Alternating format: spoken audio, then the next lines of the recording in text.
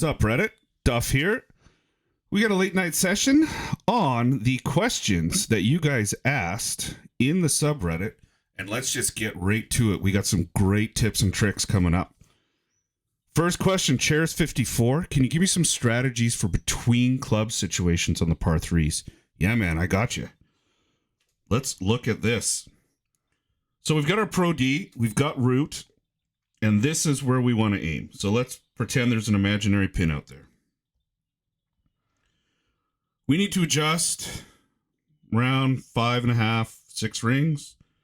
So we go to make our adjust, get that all lined up, and we are into Bigfoot territory. Not good. How are we going to make this adjust? So, few options. Option 1, real simple, switch out your club behind it.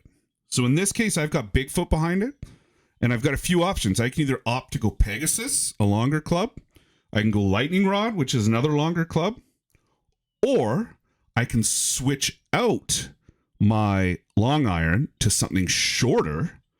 So there's another one that's, the name escapes me, but it's 160 yards versus the 168 that the Bigfoot is, which will give me that extra range to switch back. So Pegasus, I'm going to be able to adjust up in here. Lightning Rod, I'll be able to hit up in there, no problem. But if I switch this out even to a basic, well, its max is back here. So that gives me the extra room on the root to make my adjust. Let's look at another option. That one, by the way, before we go on, I use all the time on the real long par threes, especially in a tailwind, where I want to use either my Holy Driver or my RB or maybe Fusion, and then Hellfire or Roots getting in the way. I'll switch those right out to basic, and then I can fire away with my driver, which I like those ones. I've got them dialed in pretty well. So let's look at another option here. So the wind is 7.4. So if I were to switch to a higher wind ball, so something at the 75%, or if you've bought balls at the 77, the 78, 79 range, my wind here, so we're at 50, might be down to whatever, here would be like 3.7. So can I adjust 3.7 here? Absolutely. So you might switch to a ball that has higher wind so that your adjustment is less and you have room to make the adjust. Well, what other options do I have? Well, if I were to switch this out to a ball that has 0 extra yardage on it, 0 power, let's see what happens here. So now what that's done is it's brought back my Bigfoot range, and I can move a lot more. I can go all the way to here. So that's an option. Now, here is your top hidden trick. So, we've got our Mojave. We're at an 11 wind. And we want to adjust back, and we can't. So what do? Let's say I need to go, 7 rings. There, I can't get there with 7 rings, right? 7 rings kicks me out. But I want that 11 wind. So if I switch to the cruiser by using the arrows, right?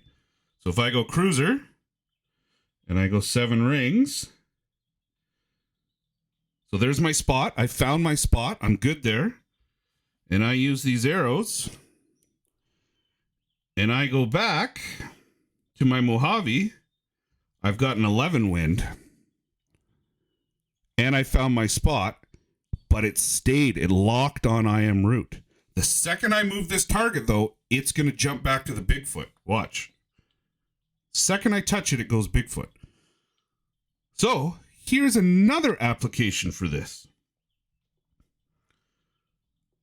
So Pro Ds. Everyone knows the Pro Ds the rings are a little bit smaller on them, so your adjustments have to have an extra variable in there. There's lots of arguments about the actual size. 1.125 seems to be a good number. 1.112, 1. I don't know. I don't use a lot of Pro Ds. We need to talk to Snipey. He's got that one down. But here's a trick, because I do this as well, for using Pro Ds, but not having to account for the ring size. So I know the Pro D ring wind here is 7.4. So what am I going to do? Let's say my adjust is 5 rings. I want 5 rings on a 7.4. I figured that math out normally. Well, if I go to any ball that's not the Pro D, right? I move my 5 rings. Boom. So even though the wind's 11, I'm still only using what in my head I remembered for my Pro D, right? So I move my 5 rings, and then I switch back to a Pro D. There, I'm at my 5 rings. I'm at my proper adjust. I've used the game to make that correction for me in the Pro D ring size. Okay, anyway, that was a bonus tip that I threw in there. Had nothing to do with the par 3s. But let's look at another option for the par 3s. So, let's say I want to use Bigfoot here. I'm set on using my Bigfoot. So, and this is my aiming spot. I know this is going to be my aiming spot for Bigfoot. What I can do is back off till I get to Bigfoot, but I got to count my rings. So that's where I want to be. I'm backing off. So there's 5. So if I let it go, it's going to snap back. 7 rings. So I'm 7 rings back. So if I know my adjustment's going to be 5 here, so keep in mind, I've gone back 7 rings. If I go 5, I make my 5 adjust. Oops, couldn't grab it. Make my 5 adjust, and then I go back, keep everything in a nice straight line, and go up. What did I say it was? 7 rings. So now if I go up 7 rings, oh, it didn't let me. Well, they can't all work out, can they? That is an option. It just didn't work in this case. And they're all not going to work. And sometimes you're just screwed and none of them will work. But you can now have more tools in your tool chest to go through to figure out which one is going to work for you. So question 2 involved lightning rod in crosswind situations and how to adjust for that post-secondary wind. So they were asking, it was Polatwer. I should have read that before. This probably would have gone a little smoother. So, lightning rod with a 3.5 to 4.2 wind, which means a Tour Pro ball. How do I account for that secondary wind on a crosswind situation? So let's just make this look like a lightning rod. So if I'm aiming down the line and I've got a 4.2 crosswind, perfectly straight crosswind. Usually with the lightning rod, if everything's straight, the green's straight, and everything's running true, you're looking at just outside the edge. So if I got a right to left wind, I'm going to be just outside the edge on the right side because I know it's going to blow it back. Now, same thing coming from the other way. Now, the reason this doesn't work with a mathematical value that you can just add to the adjustment every time is because you get into situations like this. So, see the line there? So, as I've said in my other videos, you always want to straighten that line. So, if I'm adding left spin to straighten my line, and the wind is blowing in that direction, so the same 7.4 that I've got up in the corner there, it's going to amplify that secondary wind. If that wind was coming from the other direction, it's going to lessen the amount that secondary wind's going to affect it. So if you had to work out all those numbers, now you're getting crazy mathematical equations. That's way beyond my pay grade. So how do I account for the secondary wind when dealing with lightning rod? I just offset my target, and it's just experience. Some of them, the big breakers, I might go a ball and a half outside, and I might miss it the first time through.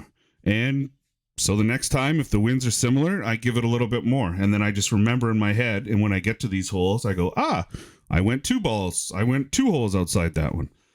So lightning rod, yes, figuring out your adjustments where you are between max and min is a pretty set science, and the numbers are accurate. Adjusting for that secondary, there's definitely a little bit of feel component. Okay, question 3. Baxter Route 1. I read it this time. Talks about, do you use the club's full range from min to max when determining adjustments for wind, or only the distance from max?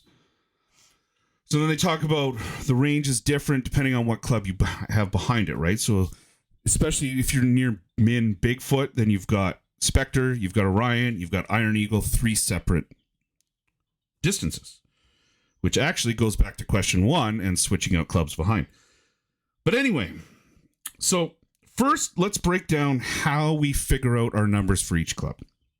And whether you've figured out your own, whether you're using Zach's app or the chart he put out, or you've got them from a friend, here's how I use my own numbers. Here's how you figure out what numbers you're going to use. So you get to max, and usually you do this around the pin because it leaves a mark around the green, and it's easy to go back and look at replays and figure out how close you were. And you figure out, you start at whatever, 1 to 1. You need a crosswind for this though. You start out at 1 to 1, and if you're not enough, then you change it to 0.98, 0.95, or 1.01, 1 point, whatever. You figure it out until you get your true value. So let's say, for argument's sake, root is 1 to 1 at max. And then you figure out your min value. And then now you do the same thing. Now for min value, I'm going to take the club behind it and make it basic. So that's the least amount of distance it could ever go. And that's what I'm going to use for my min value.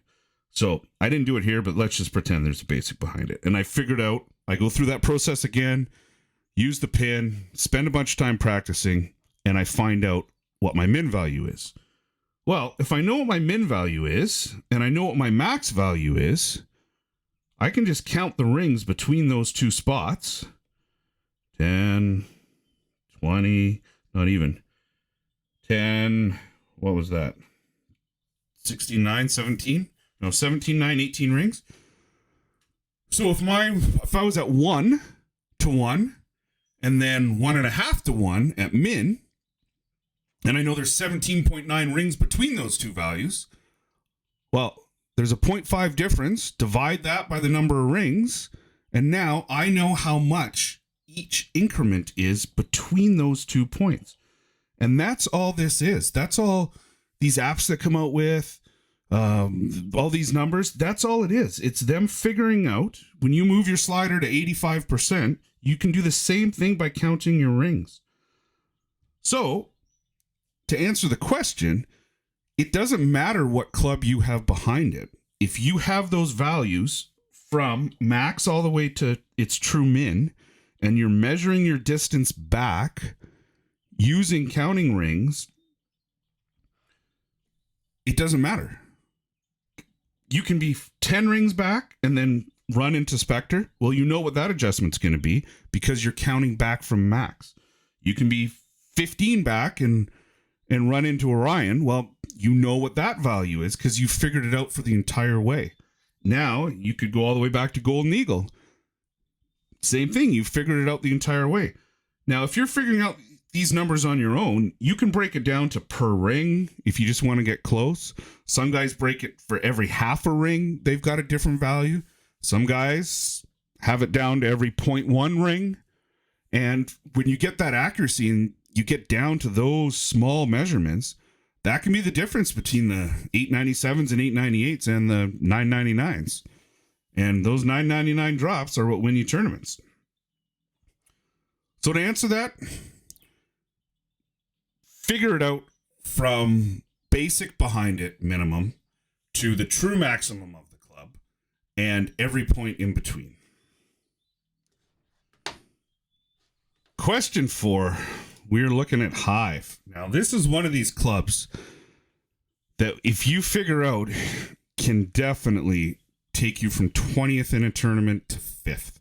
Especially on these shorter courses, these hive shots from 50% and in are so important and very, very makeable, especially when you get that hive 8. That ball guide on that thing is ridiculous. Basically, put it in the hole, figure out what your adjustment is, and it goes. There's no guesswork. There was a lot of frustrating chips on my climb up. I used Atlas until I maxed out my hive. Just because you had to guess on that last 10, 15, 20% of the ball guide. And there was often a little break or a bend or something you didn't see. Anyway, hive 8, genius. I've had so many drops with it. Love the club. Never use anything else in the wedge category. Now, how do you figure out all those little mini adjusts? So a lot of people with hive, I've got my hive selected here. A lot of people subscribe with the, if you range out all the way and your target's in the circle, then you don't have to adjust. Yes and no. If you're using a good ball and it's right on the edge, yeah, you probably don't have to adjust. But if you've pounded a DX all the way down and you're just right at that edge, well, sometimes you might have to go a tick or two because you get that big 16, 17 wins and they'll push that ball pretty good. So here's what I've done with hive. And you'll notice on my overlay, I've got a different one for my hive. So I measure my distance back using this. So if my target was right there, well, so first you got to figure out where max is. This one's set for a Tour Pro ball. So this ball's got less distance on it, the Pro D. So it's at, if we call that 100, the end of my red line. So that one's at whatever that is, 97. So I would divide whatever my thing is by 97 to get my true percentage. But, so I measure my hive shots with my little grid here. Now, when I was on the iPhone before this, I had a little sheet of paper that I had hashtags on that I would hold up to my phone and just to get a rough idea. You can add extra grid lines too. You can just eyeball it, but sometimes in these ones, 35% versus 41%, which is pretty easy to make that difference. Make that mistake means a make or a miss. So this is how I measure my hive. I've just made a grid that looks like this, and I can go move my target and go, boom, that is whatever, 50, 45, 45, 37%. Now, how do you work out these numbers? Trial and error.